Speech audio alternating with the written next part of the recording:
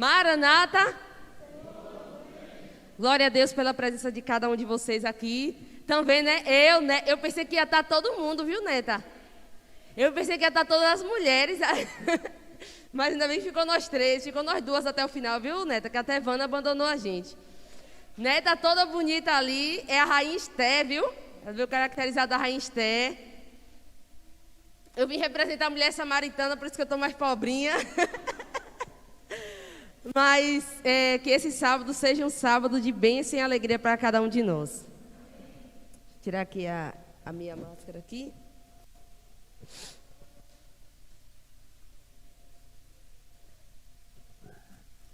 Pessoal da sonoplastia aí. Ítalo.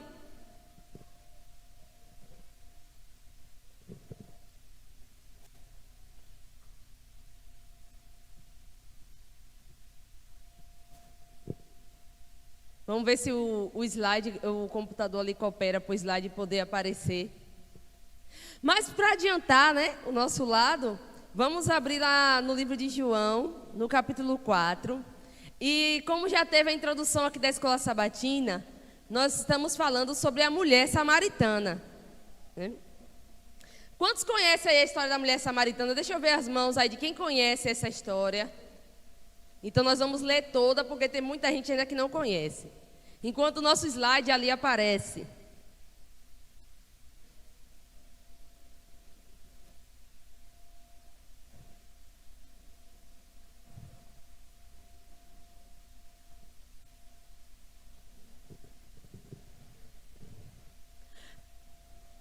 Amém ou misericórdia? Tem gente ainda na misericórdia. Quem está com essas Bíblias aqui da igreja é a página 79 do Novo Testamento.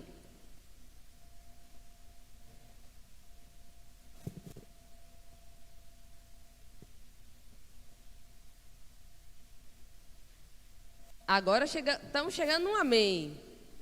Então todo mundo encontrar aí que esse vai ser o nosso estudo, né, de hoje. Glória a Deus, todo mundo encontrou.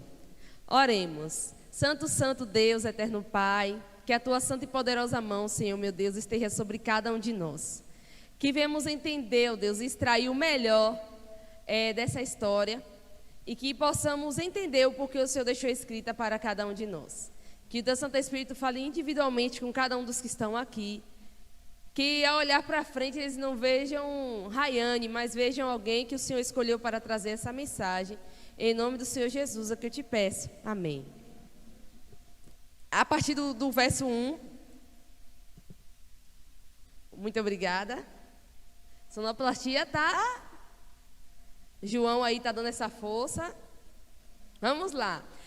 Quando, pois, o Senhor veio saber que os fariseus tinham ouvido dizer que ele, Jesus, fazia e batizava mais discípulos que João, se bem que Jesus mesmo não batizava e sim os seus discípulos, deixou a Judéia, retirando-se outra vez para a Galileia.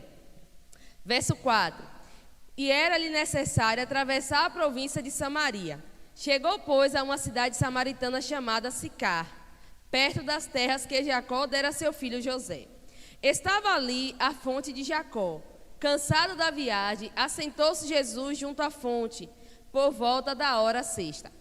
Nisto veio uma mulher samaritana tirar água.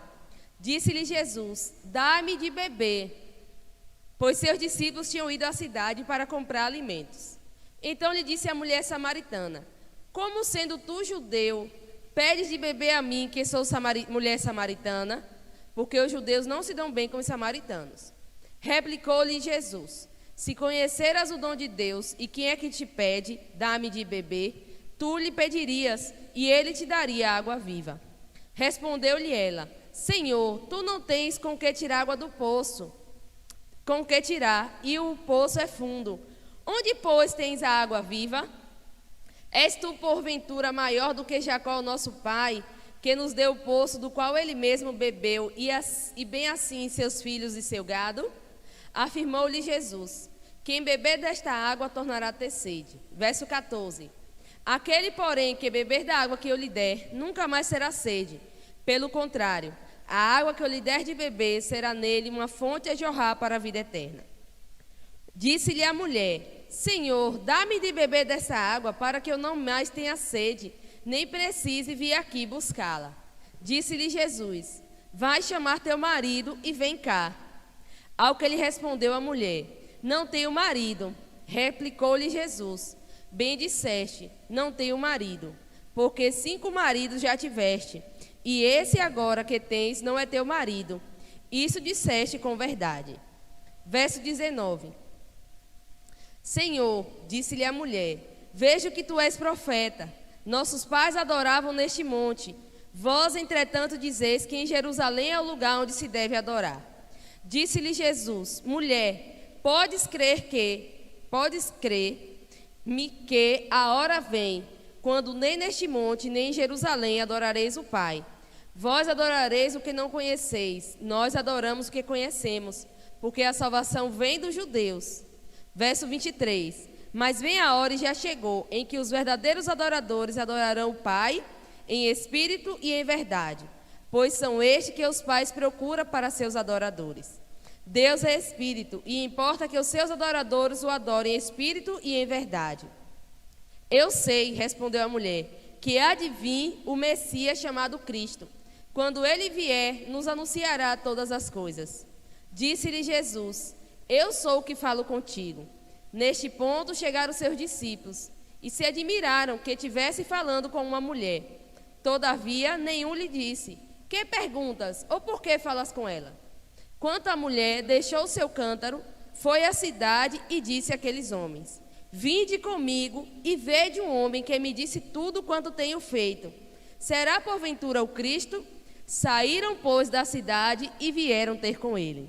Vamos parar aí nesse verso? É uma história bem interessante, né? Dá vontade da gente ler tudo. Mas vamos parar aqui nesse verso. O tema de hoje da Escola Sabatina, desse sábado missionário, é venham e vejam. Normalmente essa história é utilizada muito para retratar Jesus, né, como sendo um missionário. Mas hoje nós vamos observar a mulher samaritana e o seu papel missionário. E nós vamos ver aqui coisas que a gente não precisa, coisas que você não precisa para poder cumprir a missão. Às vezes a gente tem treinamentos e mais treinamentos para dizer como que deve ser, como que você deve pregar o evangelho, quais os atributos para pregar o evangelho, mas nessa manhã nós vamos ver 3 pontos de coisas que você não precisa ter para pregar o evangelho. E o primeiro deles é: você não precisa ser perfeito. Se você se atentou bem à história que a gente leu, deixa eu ver aqui. Não, vamos lá. Você não é perfeito, você não precisa ser perfeito. Se você se atentou à história que a gente leu, no verso 17, Jesus percebeu que a mulher não tinha entendido de que água ele estava falando. Então Jesus fez uma pergunta a ela: vai chamar teu marido. E ela disse: eu não tenho marido. Mas Jesus falou: você disse bem, porque o homem que você está não é seu marido. Aquela mulher era uma mulher perfeita, era uma mulher exemplar. Ela tinha um bom exemplo na sociedade para aquela época? Não. Ela já tinha sido casada 5 vezes e agora estava vivendo em um adultério. Ela não era perfeita. Ela não era uma pessoa que era letrada da Bíblia. Tanto que no verso 15 fala, ela tem sede, é uma pessoa que tem sede da palavra. A mulher disse: Senhor, dá-me dessa água para que eu não tenha mais sede, nem precise voltar aqui para tirar água. Era uma pessoa que tinha várias necessidades. E muitas vezes a gente olha assim: como é que eu vou pregar para outras pessoas se eu não sou que nem o pastor Alejandro Bulhon? Que às vezes a gente acha que alguém, por estar no púlpito da igreja, por estar na mídia pregando, a gente vê aquelas pessoas como perfeitas. E a gente, por não ser igual a elas, termos vários defeitos, a gente se acha incapaz de pregar o evangelho. Mas Jesus demonstrou aí que a pessoa não precisa ser perfeita para poder pregar o evangelho. Quem tiver alguma dúvida, alguma objeção, pode falar também. Mas vamos lá. Para cumprir a missão, você não precisa saber tudo. Você pode dizer assim: mas eu não sou igual o pastor Rodrigo Silva, ou igual a Leandro Quadros. E se alguém me perguntar alguma coisa e eu não souber responder? A pessoa não precisa saber de tudo. Você vê aqui que a mulher, ela vai falar aqui, ó, que no verso... Desculpa, Pronto, a mulher, ela tem dúvidas. No verso 25, ela fala que quando o Messias vier, ela tinha um pouco conhecimento, mas ela não tinha um total conhecimento da Bíblia. Então, se você não é uma pessoa que é letrada na Bíblia, que sabe a Bíblia de cor e salteado, que tem N versos bíblicos decorados na mente, aqui como o nosso irmão Aldo, mesmo assim você está apto para pregar o Evangelho. Vamos para o próximo. O testemunho que ela deu, o que ela pregou nesse verso aí, tem alguma coisa de Bíblia nesse verso aí? Ela citou Isaías, ela citou Jeremias, porque a Bíblia da época ia de Gênesis a Zacarias ou a Malaquias, eu sempre confundo. A Malaquias. Então, assim, ia de Gênesis a Malaquias. Então, ela citou algum dos profetas aí? Alguns dos patriarcas? Não. Ela simplesmente testemunhou daquilo que ela viveu. E ela pôde anunciar. Né?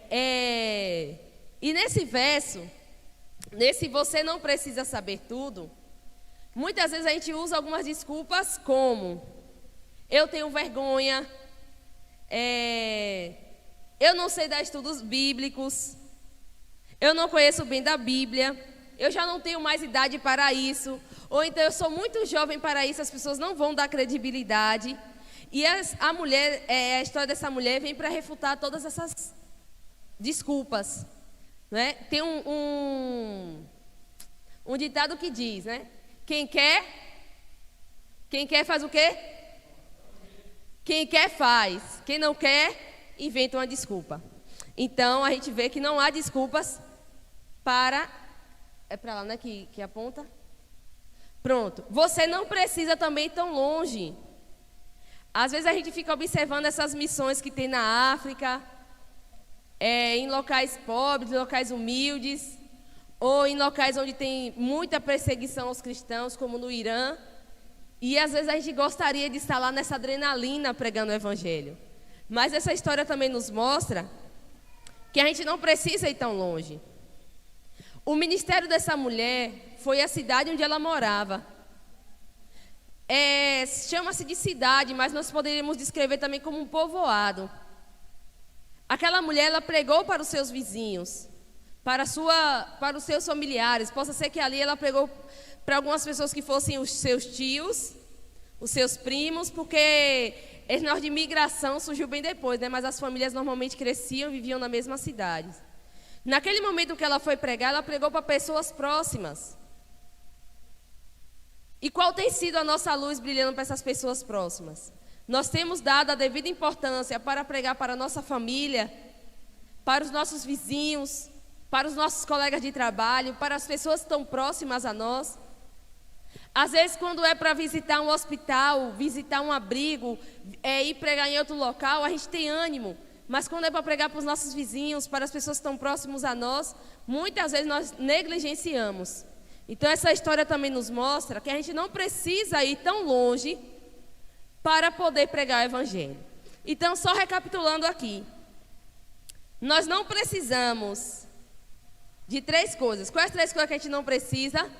Nós não precisamos ser perfeitos. O segundo, nós não precisamos saber tudo. E, por último, nós não precisamos ir tão longe.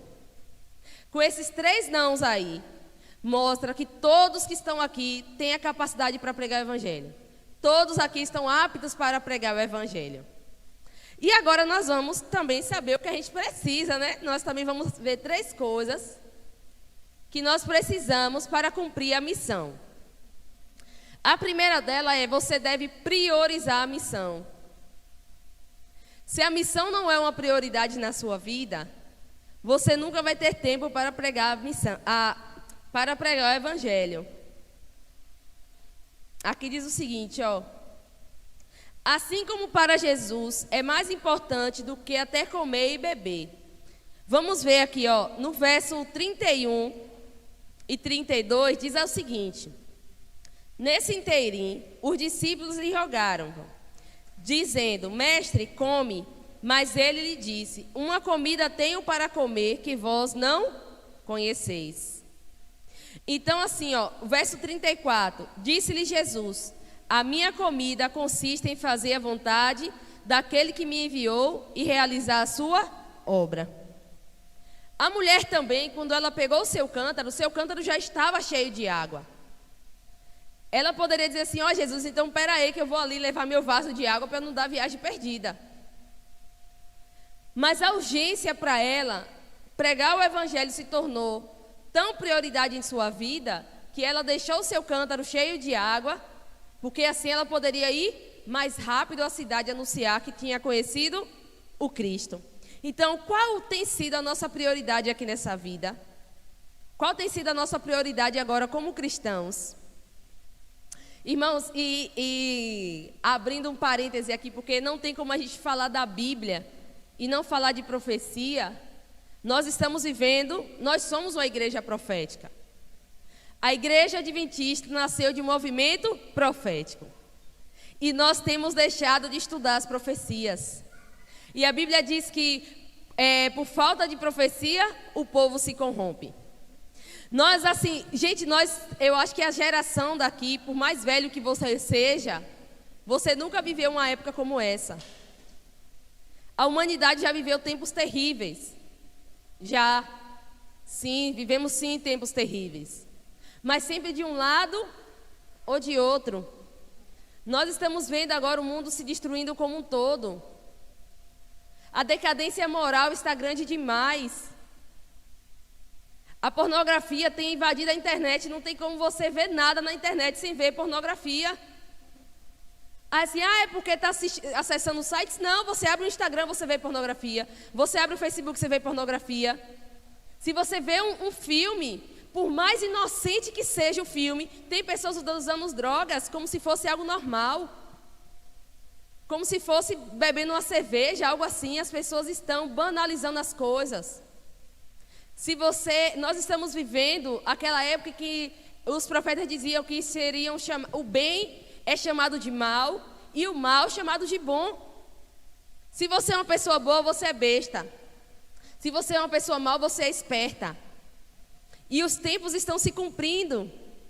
Está todo mundo aqui na igreja, por exemplo, agora de focinheira, né, como alguns chamam, de máscara. Foi uma opção sua? Você acordou de manhã e disse assim: hoje eu vou usar máscara? Não. Quantos não gostariam de ir agora para o feriadão e para a praia? Não pode. Aqui na nossa sociedade, a gente ainda tem a gente sabe que o Brasil é mais liberal em muitas coisas, mas, por exemplo, em países onde as leis são mais rígidas, as pessoas foram realmente trancadas dentro de casa. Elas foram proibidas de sair. Quando é que você imaginaria que em pleno século XXI, quando se fala tanto de liberdade e democracia, as pessoas seriam impedidas de sair de dentro de casa? As pessoas seriam multadas ao estar nas praças sem fazer crime algum? Você já tinha parado para imaginar isso? E por que a gente acha que o decreto dominical é algo impossível? Por que a gente acha que um decreto de morte para os cristãos é algo impossível? Você acha que é algo impossível ainda? Podia parecer impossível há 5 anos atrás, poderia parecer impossível, a gente poderia rir e achar impossível. Mas hoje nós estamos vendo que não é mais impossível. Outra coisa, a Bíblia fala sobre que Jesus disse que as pedras clamariam. E a gente às vezes se perguntava assim: ai meu Deus, é muito difícil pregar o evangelho. Porque você prega para 1, nasce 5. Converte 1, sai 10. Mas até com a pandemia, gente, acreditem, a pregação do evangelho cresceu muito. Cresceu muito, apesar da gente estar parado muitas vezes, a pregação cresceu muito do evangelho. E onde está eu e você nessa participação? Nós estamos priorizando a vida eterna, estamos priorizando a volta de Jesus. Lembrem-se de uma coisa. Lá em Mateus, a parábola das virgens fala o quê? Que todas adormeceram. Será que você não está percebendo que a igreja tem adormecido? Porque as 10 virgens, as 5 que estavam preparadas, e as 5 que não estavam preparadas, mas todas adormeceram. E a gente às vezes parece assim, cadê aquela animação que a igreja tinha? Cadê aquele fervor? Não tem mais aquelas programações, não tem mais aquela animação, porque estão todos tomados do sono, de um sono espiritual. E depois desse sono, o que é que vem? O noivo. E quanto de nós temos priorizado essa missão que ele nos confiou? Vamos para o próximo? Olha, você deve compartilhar o seu testemunho. Aquela mulher ali não chegou para os homens para discursar, para fazer um belo discurso. Ela usou apenas o seu testemunho. Vamos entender um pouquinho por que aqueles homens seguiram o que aquela mulher disse. Vamos lá. Aquela pessoa ali, aquela mulher, é como se ela sofresse bullying na sua sociedade. As pessoas sabiam que ela já tinha tido 5 maridos, não sei se esses maridos morreram ou se separaram dela. E agora ela estava tomando o marido de alguém, né? Falando num termo comum, ela estava adulterando com alguém. E cidadezinha é o quê? Todo mundo sabe da vida dos outros, né? Todo mundo sabe da vida de todo mundo.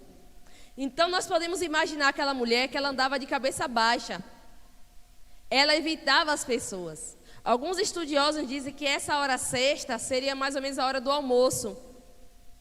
Então essa mulher ia no poço no horário que não tinha ninguém, né? Tanto é que os discípulos de Jesus foram comprar comida. E ela ali, eu acho que ela ficava esperando o momento que não tinha ninguém. E nesse dia ela olhou e falou assim, rapaz, tem um homem ali, mas não tem jeito, se eu não pegar agora eu vou ficar sem água. E ela foi lá mesmo assim, mas ela ia num local, no horário do poço. O pessoal aí que é bem mais antigo, que lavava roupa no rio, sabe que todo mundo juntava aquela turma, né, irmã? Ia todo mundo ali pro rio, lavar roupa, pegar água. E naquela época também era assim, mas aquela mulher, ela vivia uma vida tão envergonhada das coisas erradas que ela fazia. Não vou julgar o porquê ela fazia ou deixava de fazer, mas nós sabemos que ela vivia uma vida errada. Ela preferia ir no poço no horário que não tinha ninguém, para que as pessoas elas não vissem as pessoas olhando para ela de cara feia ou falando mal dela. Ela preferia ir no poço no horário que não tinha ninguém. Então assim, e outro costume também da época, os homens se reuniam na cidade para conversar.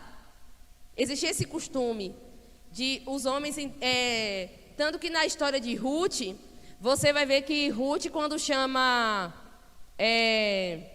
o resgatador de Noemi, ele chama os concidadãos da cidade. Então, quando eles tinham que resolver qualquer coisa da cidade, eles tinham esse costume de juntar aquele grupinho de homens ali na cidade para ficar conversando. Bater um papo sobre a colheita, bater um papo sobre alguma coisa, e tinha aquele grupo de homens ali. Então aquela mulher, quando aqueles homens viu que aquela mulher não teve medo de chegar naquele grupo de homens para dar uma notícia, essa mulher deve ter visto alguma coisa realmente interessante. Ela não fala com ninguém e agora veio até nós, ela teve um comportamento totalmente diferente. Ela teve uma atitude totalmente inconveniente para a época. Fale, Jones.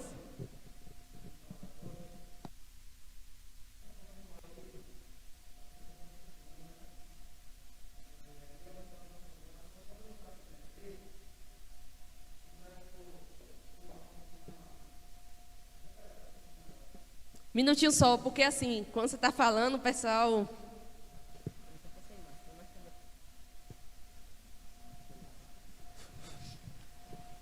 Quando eu me batizei na igreja, aí minha tia Helena fez um almoço lá, no dia do batismo, foi uma festa, né? Na igreja, no céu. E aí, o irmão chegou para mim e falou assim, Genivaldo, não se preocupem em pregar o evangelho, que um testemunho, às vezes, fala mais alto que o evangelho. Mas passando o tempo, a gente vai crescendo mais espiritualmente, eu vim entender que os dois são associados, o testemunho e pregar o evangelho. E eu não sou daqui, eu morava em Dias d'Ávila, o qual bebia muito, né? Nem meu pai me queria mais assim. E quando eu vim para Camaçari, através de minha tia mãe, Helena Maria, eu tive encontro com o Pai, o Senhor Jesus Cristo. Amém. Então, assim como aquela mulher, ela voltou, teve encontro com Jesus e foi para a cidade falar, né, do mestre que ela tinha conhecido. Quando eu chego em Dias Dávila hoje, que eu vou visitar meu pai, pessoas que andavam comigo, eu falo de as pessoas não acreditam. Muitas pessoas para mim disseram assim: eu pensava que você estava morto, que eu não te vi mais, porque eu bebi demais.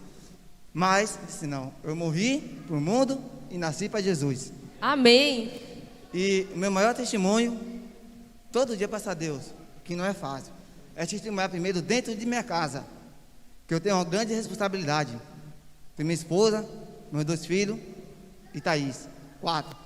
Então, se eu não testemunhar dentro da minha casa, primeiro, eu não vou conseguir viver lá fora, porque o meu maior testemunho, creio eu, que tem que ser dentro da minha própria casa. Amém. Porque não é fácil, mas pedindo o Espírito Santo de Deus e tendo conta com o mestre todos os dias, porque o nosso batismo não foi naquele dia de 2014 para 2015, o meu, é todos os dias, é o batismo do Espírito Santo, para poder nos dar força, para suportar os problemas no trabalho, a diversidade que a gente se encontra por aí, que não é fácil, porque eu digo, não é fácil, mas com Deus podemos todas as coisas. E dizer assim, ó, esse foi o mestre, que eu tive encontro através do meu testemunho e através das minhas pregações, né? Porque temos que ser, primeiro eu falo, corto em minha palavra, porque não é fácil, mas eu sei, mas eu quero perseverar até o fim, independente de qualquer circunstância, de trabalho, porque não guardo o sábado, né? Que é difícil, de dentro de casa, a diversidade, e meus filhos pequenos, porque eu quero que chegue na escola e diga assim, ó, vem e veja o meu pai, né? Meu pai ali, ó, meu pai que me criou. Eu tive encontro com Deus através do meu pai, que eu seja um testemunho vivo, não só para o meu vizinho, para a igreja, mas sim também para os meus filhos, porque quando Jesus voltar, ele vai dizer, Genivaldo, o que fizeste com o filho que eu te dei? E eu vou responder, aqui, Senhor, meus filhos. Amém? É isso mesmo. Antes de eu comentar esse testemunho que Genival contou, vou só complementar aqui, compartilhar o testemunho. Aquela mulher, ela teve uma atitude incomum e inconveniente. E muitas vezes, por conveniência, nós deixamos de pregar o evangelho. É tanta conveniência, eu vou incomodar, eu vou estar falando de Jesus, as pessoas não aguentam mais ouvir isso, as pessoas não querem ouvir de crente, porque acham que crente é chato, eu não vou ser chato. E aquela mulher não, ela foi lá e interrompeu uma reunião que era só de homens, para poder dizer a mensagem que ela tinha para dizer. Eu acho que se ela pensasse de ir de casa em casa para convidar as mulheres, ia demorar muito. Podia ser que Jesus saísse dali. Então ela não tinha tempo a perder para sair batendo de casa em casa para chamar as mulheres. Ela chegou naquela reunião de homens e falou, venham ver o Cristo, venham ver o homem que disse tudo o que eu tenho feito. Primeiro ela falou da vida dela. E segundo ela falou de Jesus. Será esse o Messias?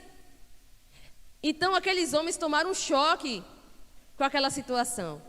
E às vezes, muitas vezes, por conveniência, por não querer ser inconveniente, por querer ser um cristão que todo mundo gosta, um cristão bem comportadinho que não incomoda ninguém, nós deixamos de pregar o evangelho.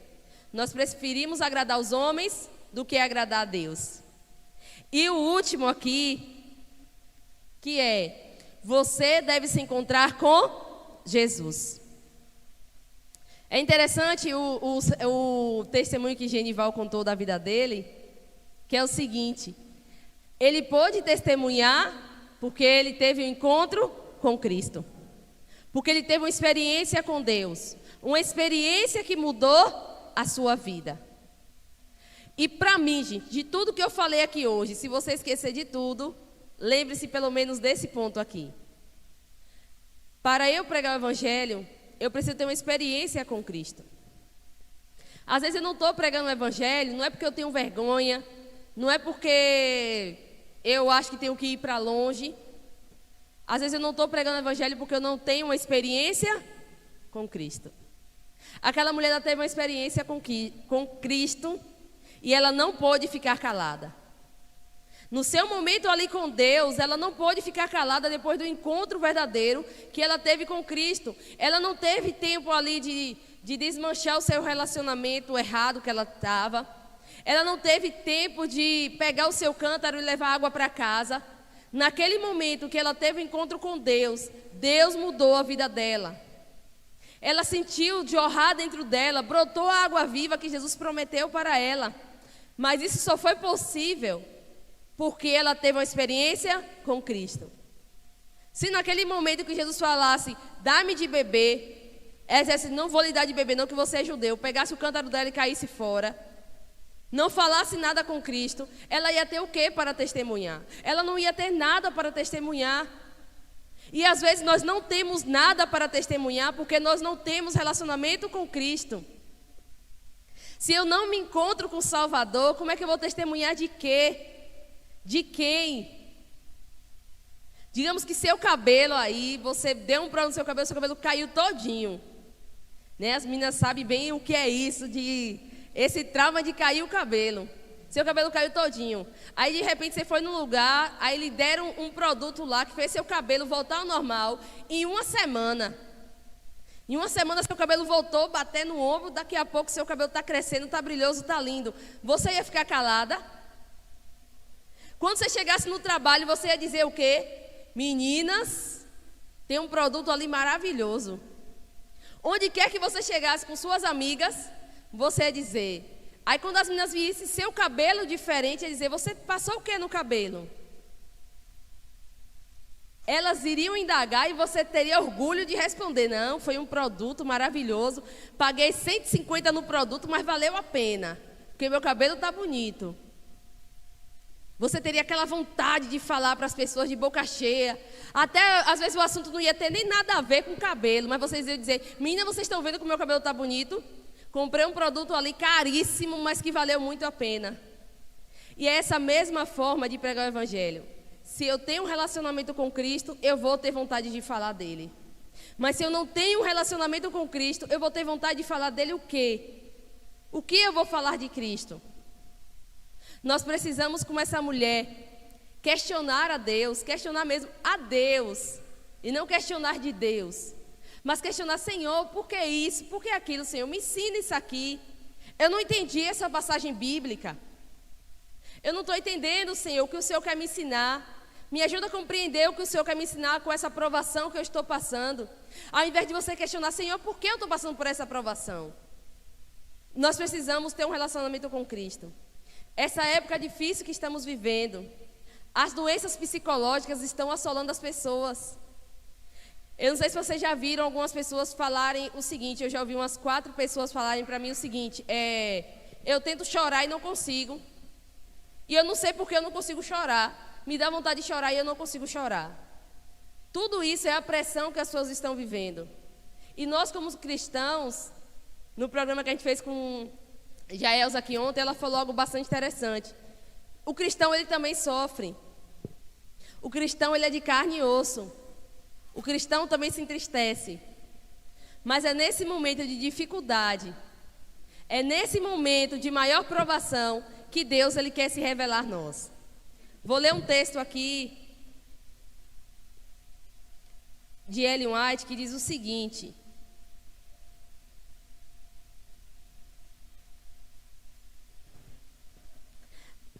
Ellen White afirma, assim que encontrou o Salvador, a samaritana levou outros a ele. Demonstrou-se mais eficiente e missionária que os próprios discípulos. Estes nada viram em Samaria indicativo de um campo promissor. Tinham os olhos fixos numa grande obra a ser feita futuramente. Não viram que exatamente em torno deles havia uma colheita a fazer. Por meio da mulher que haviam desprezado, porém, toda uma cidade foi levada a ouvir o Salvador. Ela transmitiu imediatamente a luz a seus concidadãos. Essa mulher representa a operação de uma fé prática em Cristo. Todo verdadeiro discípulo no reino de Deus, todo verdadeiro discípulo nasce no reino de Deus como missionário. Aquele que bebe da água viva faz-se fonte de vida. O depositário torna-se doador.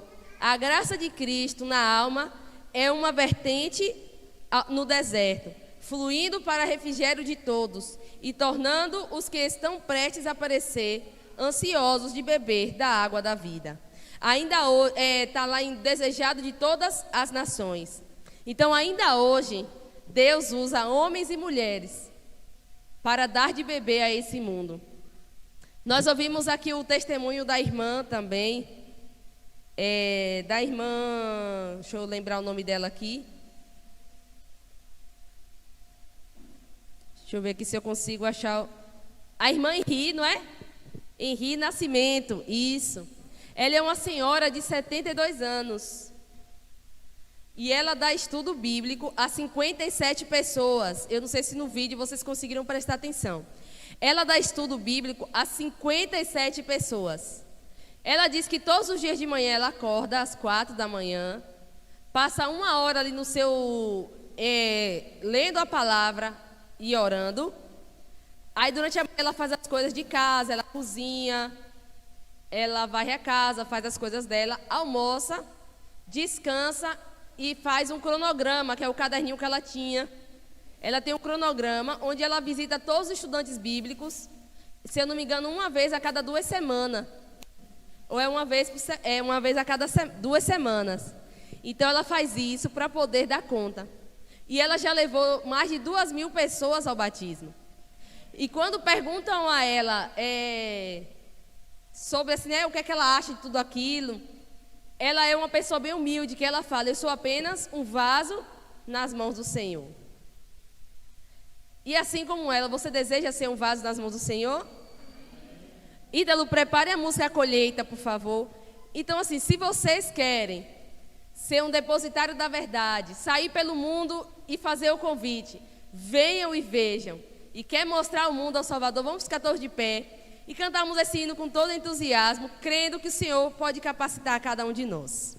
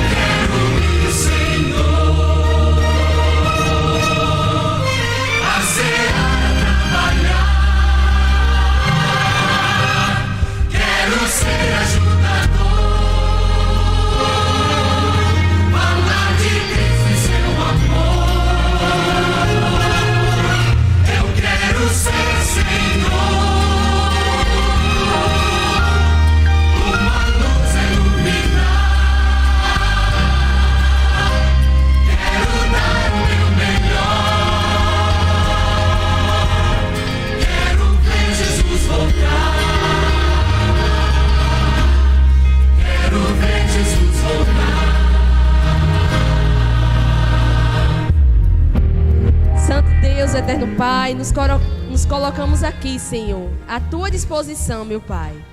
Nos usa, Senhor. Nos convida, meu Pai, através do teu Santo Espírito, a cada manhã, teu encontro íntimo e verdadeiro contigo, ó meu Deus. Fortalece, ó Deus, aqueles que estão fracos na fé. Traz de volta, ó Deus, aqueles que por algum motivo estão longe dos teus caminhos. Fortalece, ó Deus, os que estão aqui na tua casa, mas pensam em abandonar tudo, Senhor. Não estamos no momento de abandonar, Senhor. Está próximo à tua volta, Senhor. Se até aqui já trilhamos o caminho da salvação, nos dá força, Senhor, para continuar nessa caminhada. Nos ajuda, Senhor Deus, a ter uma experiência contigo. Venha ao nosso encontro, meu Pai. Tenha um diálogo conosco, meu Deus. Que venhamos separar tempo, meu Pai, para estar em tua presença, para ouvir as palavras, para que água brote, a água da vida brote em nosso ser, e que possamos transbordar aos nossos vizinhos, aos nossos amigos, aos nossos familiares, ó Pai.